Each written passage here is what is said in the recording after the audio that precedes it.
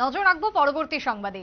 একদিকে লোকসভার শেষ দফার ভোট অর্থাৎ সপ্তম দফার ভোট, ঠিক অন্যদিকে ইন্ডি জোটের বৈঠক অর্থাৎ হাই ভোল্টেজ শনিবার। এক কথায় বলা যায় আগামীকাল সপ্তম দফার আগেই নিজের পছন্দের প্রধানমন্ত্রীর নাম ঘোষণা খার্গের। পছন্দের কি সাই দেবে এবার ইন্ডি ব্লকের নেতৃত্বরা যারা রয়েছেন এই জোটের সঙ্গে, যারা শরিক দল, তাদের ক্ষেত্রে কি মতামত রয়েছে? খার্গের এই পছন্দের সঙ্গে কি আদতেও তারা একমত? এটাই এখন প্রশ্ন এবং সেটাই দেখতে চাই এই মুহূর্তে দেশবাসী। তবে রাহুল গান্ধীকেই প্রধানমন্ত্রী পদে দেখতে চান কংগ্রেসের সভাপতি। কি বলছেন ইন্ডি জোটের বাদবাকিরা আগামীকালকের বৈঠকের পরই কার্যত সেটা পরিষ্কার হবে। তবে এই মুহূর্তের কি খবর আগাম সেটা জানবো আমাদের এক্সিকিউটিভ এডিটরের থেকে। নীল, তুমি এই মুহূর্তে ইন্ডি জোটের যে বৈঠক সেই বৈঠক নিয়ে কি জানতে পারছো? প্রথমেই জানবো যে কারা কারা বা কোন কোন শরিক দল এতে উপস্থিত থাকবেন, কি বলবে? দেখো, আগামীকাল ইন্ডি জোটের বৈঠক। কার্যত ইন্ডি জোটের বৈঠকের আগে মল্লিকার্জুন খার্গে সুকৌশলে রাহুল গান্ধীর নামটা প্রধানমন্ত্রী হিসেবে যে প্রথম তিনি দাবিদার, সেটা কার্যত তিনি তুলে ধরলেন নিজের বক্তব্যকে ঢাল করে।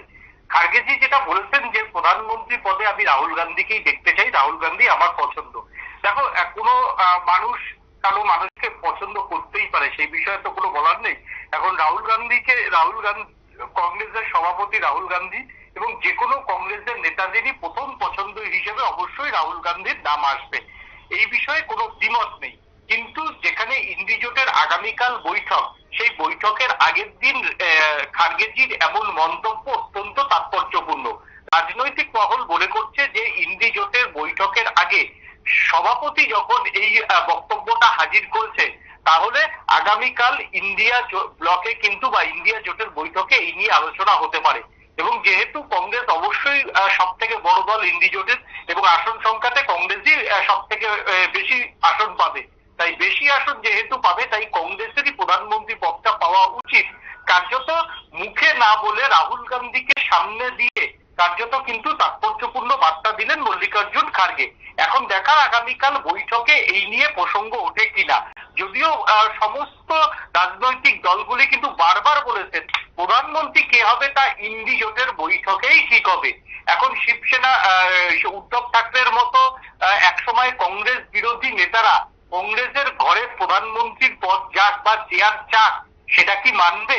অরবিন্দ কেজরিওয়ালের মতো কংগ্রেস বিরোধী এখন তারা বিজেপির বিরুদ্ধে জোট করেছেন, ঠিক আছে, তারা কি রাহুল গান্ধীকে মানবে?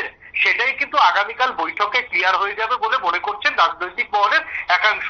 তবে কংগ্রেস সবসময় চাইবেই রাহুল গান্ধীকে প্রধানমন্ত্রী করতে, এটা কোনো ব্যতিক্রমী সিদ্ধান্ত নয়। তাই হয়তো ঘুরিয়ে সরাসরি মুখে না বলে তার একটা ব্যক্তিগত অভিমত প্রকাশ করে ইন্ডি জোটের যে সমস্ত শরিক দলগুলি আছে তাদের কাছে কংগ্রেসের মনের ইচ্ছাটা প্রকাশ করে দিলেন মল্লিকার্জুন খার্গে। সুপ্রীতি, একেবারেই তাই। ধন্যবাদ নীল তোমায়। অর্থাৎ এখন এই মুহূর্তে দাঁড়িয়ে মল্লিকার্জুন খার্গের যে ইচ্ছে বা মনের যে বাসনা প্রকাশ হয়েছে, সেই দিকে ইন্ডিয়া জোটে যারা রয়েছেন শরিক দল তারা কতটা সায় দেয় সেটাই হচ্ছে এখন এই মুহূর্তের লক্ষণীয় বিষয়। আগামীকালকের বৈঠকের পরই যা চূড়ান্ত জানা যাবে। ছোট্ট বিরতির পর ফিরবো, সঙ্গে থাকুন।